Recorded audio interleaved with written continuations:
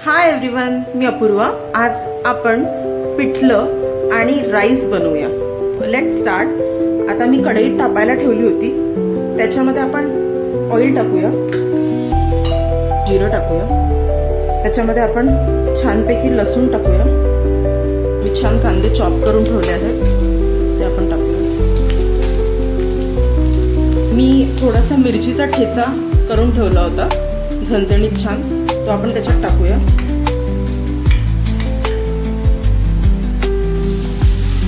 मी बेसन टाकलं होतं आणि मीठ चवीपुरता, तिखट आणि हळद टाकून ऑलरेडी मिश्रण ठेवलेलं आहे.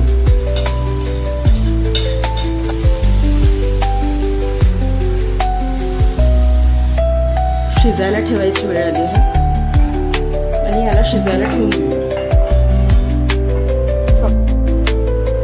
माझ्याकडे कच्ची कैरी होती, त्याचं मी पन्ह बनवलं आहे. कच्ची कैरी आधी मी उकळून घेतली होती पाण्यामध्ये.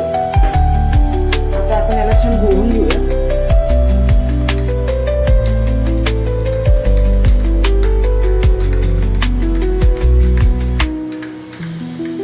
आपण कोथिंबीर ऍड करूया.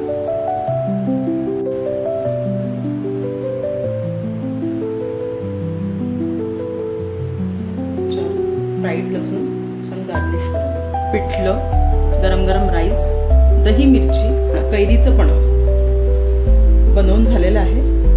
हे फार उत्कृष्ट लागतं आणि आपण गरमागरम त्याचा आस्वाद घेऊया. धन्यवाद.